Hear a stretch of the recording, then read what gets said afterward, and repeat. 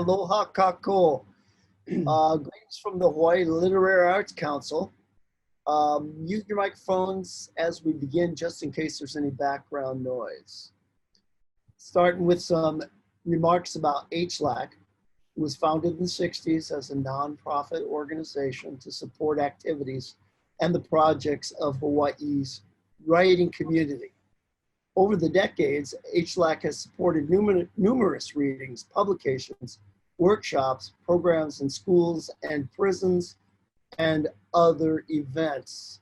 Many or even most of you in the audience have been active in HLAC and part of these efforts. One difference these days is that we no longer receive public funds, but are privately supported, and our mission is significantly reduced from past decades. However, HLAC has always been an enthusiastic participant in the Honolulu Book and Music Festival, the Hawaii Book and Music Festival. And we thank Roger Jelinek, his team, and our new hosts at the University of Hawaii Manoa for including us in this year's virtual version of the former May weekend gathering on the City Hall campus downtown. John, would you like to talk a little bit about the Petrie Awards? The Loretta D. Petrie Award is a result of a bequest by Loretta Petrie, who was a former HLAC leader, faculty member, administrator at Chaminade University, mentor and editor, and writer herself. Lots of people in the Hawaii writing community remember her. So to commemorate her generosity, we created the Loretta D. Petrie Award for outstanding service to Hawaii's literary community and to those whose contributions have benefited the work and advancement of others. So we are happy to continue that tradition in her name, and I'm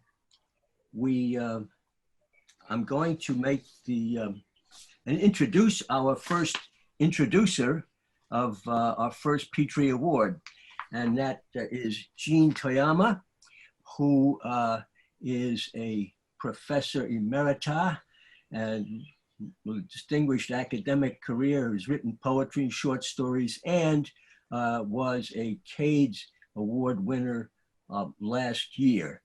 And she will introduce Juliet S.Kono Lee, who is one of this year's honorees, the Petrie Award. So Jean, take it away. Thank you, John.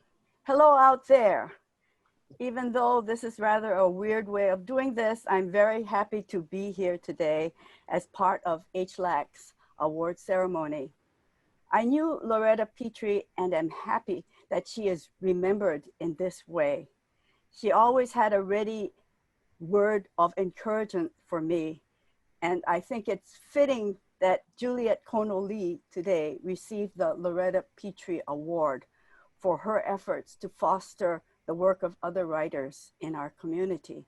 She also has a most unusual life. She has gone from being a runaway, I hope that's not a secret, Juliet, to police dispatcher and then professor at Leeward Community College. And somewhere along the way, she became a Buddhist priest.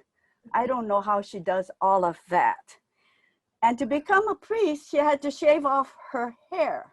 Now, I know I would not have enough commitment to do that, so I applaud her commitment. This discipline is how Juliet has been able to produce so many books, stories, and poetry. Among the first of Hawaii's local writers, female or male, she started with Hilo Reigns in 1988. Imagine that, 32 years ago.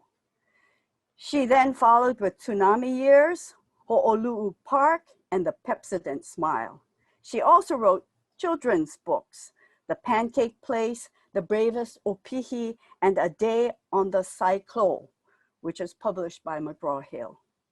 You can see her creativity and imagination. In 2005, she was awarded the Hawaii Award for Literature. But that's not the half of it. In 2011, she won the Kapalapala Po'okela Book Award for Excellence in Literature for her novel, Anshu, Dark Sorrow. So if you haven't read that yet, there's still time to buy one. And I just had to put in a plug. And in 2019, she and the other Renshi poets, including myself, received honorable mention for the Kapalapala Po'okela Book Award in Literature for What We Must Remember. So, Juliet, congratulations for winning the Loretta Petrie Award. Thank you, everybody. I just want to read a couple of poems before I end. This is mid-April in Hawaii, and this is a COVID poem. It's called Omitted. In its slow approach, the summer solstice is still several weeks away. The number of cases and deaths slowly, surely rising like high tide along the North Shore. Yeasty bread on the table, the mosquito bites on my arm. Their names and faces we would not have recognized or had known. It's simply sad. But now, what's even sadder is that they are known only as numbers, the 13th and 14th deaths. This, the only likely acknowledgement that they had lived. I want to know, I want to mourn. I score the newspapers like an old kitchen hand for obituaries or mention of their deaths from COVID-19, the valiant fight of warriors they led. But I find nothing, as if they had never lived their lives omitted by illness. The next poem, do I have time? The next poem talks about the cycles of life and seasons. For us, in this particular season of change and death, what we are experiencing now, my poem states that there is hope and there is spring. This poem was written a long time ago when I lived in Japan. And the first line is also the title. Their caps blown off, dandelion floss drift in the wind and are caught in little cloud puffs on my window screen in Shimogyoku. At first I thought they were insects and looked closely at them for legs. The summer threatens to go on, but the staccato mating calls from the timbrels of buzzing cicadas will all but cease. I don't know when the quiet happened, though I'm always aware of the sounds of crying. At the Eikando temple where the Buddha looks back at me to hurry, come along, the maple leaves are changing color around the edges, the singing insects leaving summer. All the signs of autumn are here, my knees cracking, arthritic fingers swelling. Like a cat in the Suzuki grass waiting to leap at the late birds and insects of summer, the cold waits, everything struggling to turn, knowing that the insect calls would return and rise the following spring. Thank you very much, Jean and Juliet. Our next introducer is Christy Young, the editorial director of Honolulu Magazine, and she's going to introduce Don Wallace, who is our second Petrie honoree today. So Christy, take it away. So Don, if you don't know, has written for the New York Times, the Wall Street Journal, Harper's, the Surfer's Journal. He reviewed books for 25 years at Kirkus Reviews. It was a side gig for him. And of course, he's a noted author of 3 books, including the latest, The French House, which you can buy as well. It's important to say. So the idea that this writer who knew how to turn any piece not into just something that people read but experienced, it was terrifying for me. I was so scared. Thankfully, Don's talent is matched by his generosity. Not only for me, but for every writer who wants to grow, for every writer who is trying to become and be able to express their voice. Don is there for them. And you can see it in the reviews he does of all of our work every month. It comes in the form of gentle suggestions. It comes in the form of blunt appraisals sometimes, not only of our work, but of his own. But it's always about moving us forward and pushing us to be better. Thank you, Hawaii Literary Arts Council. Thank you, Juliet, and congratulations. And Jean and Craig, good to see you again. Hawaii is the only state that has its own literature. We know this. The world really doesn't get it. Michener is our literature to the world out there. Sure, there's Southern literature, there's the West, the Northeast.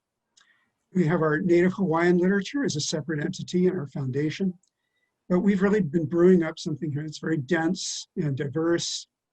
And the great thing is it's open to continual revision, and yet it's all of one place. So here we are, we're conservators of this really special thing. Of course, it helps we can't go anywhere without taking a plane, but we really are stuck with it, and we have to do our best to save it.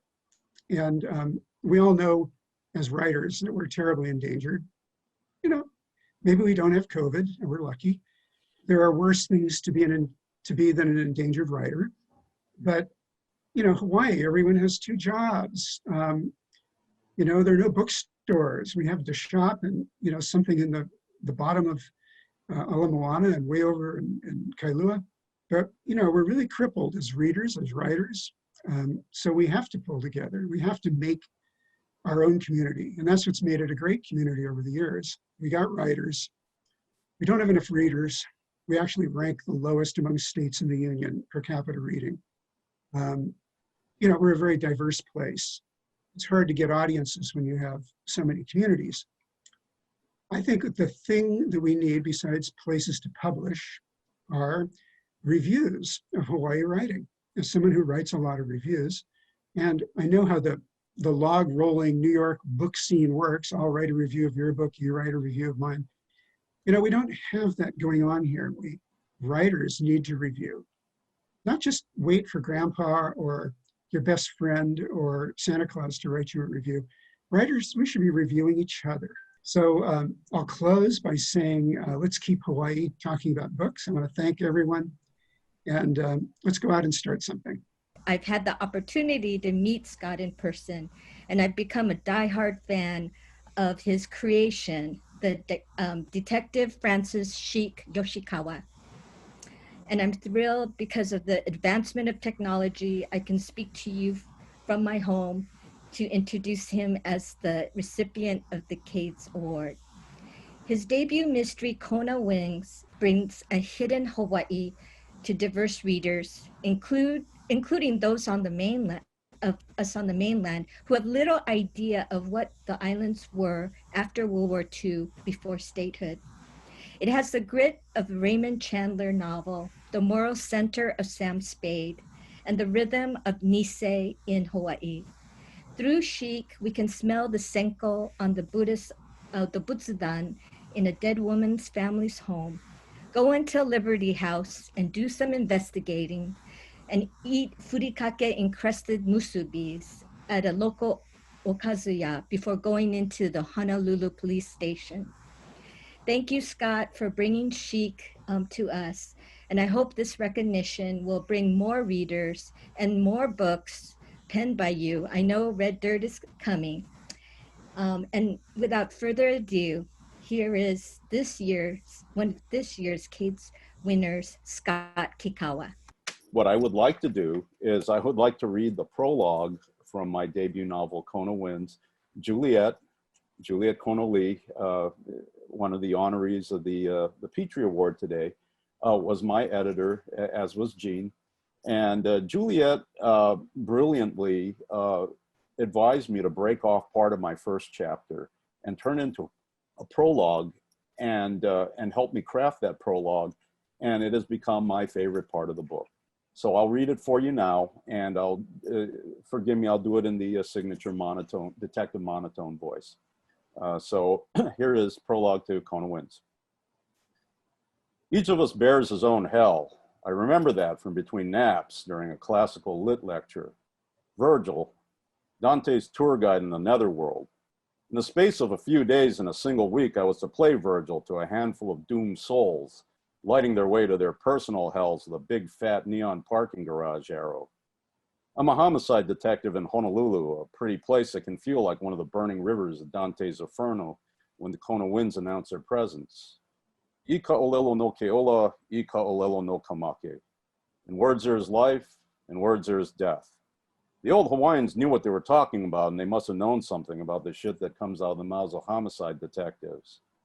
Life and death, Paradiso and Inferno, the endless purgatorio in between, reports with carbons, the stink of cigars to mask the stink of corpses, bad testimony or worse, bad coffee. It feels medieval, but it isn't. It's 1953, Anno Domini. I got my first taste of the Inferno overseas in the broken streets and scorched fields of Italy and France. I crossed over the river Styx into the fire with a lot of other Japanese boys from Kaka'ako. We were ferried by Karen, Dante's pilot of the damned, from Oahu to Camp Shelby to the far shore of Anzio. One of the lucky few who cheated the ferryman I crossed over and returned. Most of those Kaka'ako boys ended up being planted in the black soil of Europe, their last taste of chicken heka coming from out of a soon-to-be fallen comrade's helmet.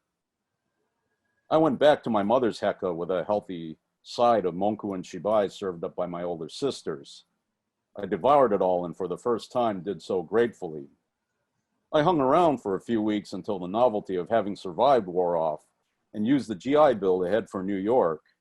There I traded in tales of Momotaro and Chushingura for Dante, Chaucer, Shakespeare, and Milton.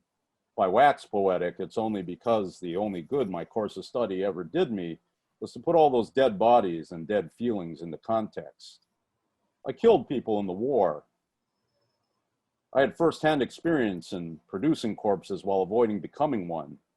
After 4 years of reading stanzas as to why and how corpses came to be, Dante taught me that death is a farce, that eschatology is a grand joke, a satire of gluttonous living for sellout crowds, a divine comedy indeed. It certainly didn't help me professionally. I'm a cop, not a Nobel laureate. My Honolulu is choked with corpses, most of them made because of their hard lives, labor, luck, and drinking, and eventually bad arteries. In that respect, the cane-cutting immigrant and his haole exploiter have been the same. We all have to go sometime. Every now and then, though, a corpse is made by the deliberate hand of someone else, and that is when I earn my paycheck. Artillery smoke hung in the cold, stale air over the expanse of ruined bodies in my time on the battlefields.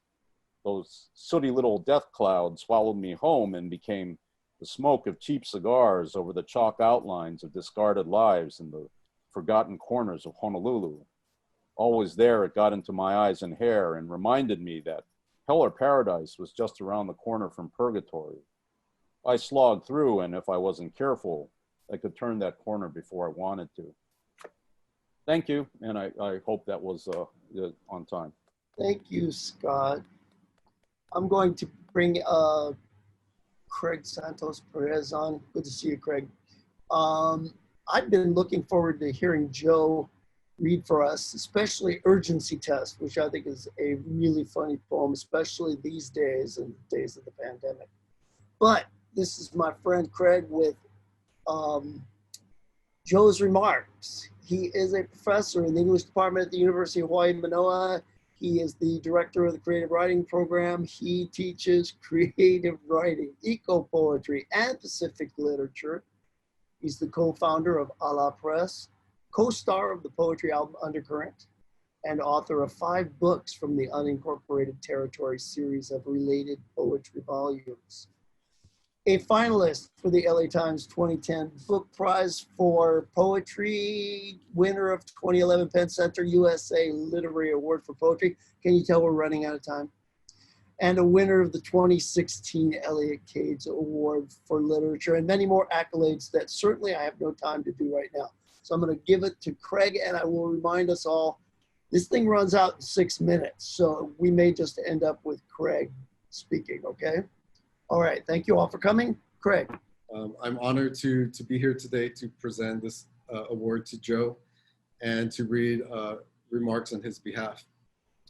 Joe Balaz is born and raised in Wahiawa on the island of Oahu, and he's of Hawaiian, Slovakian, and Irish ancestry.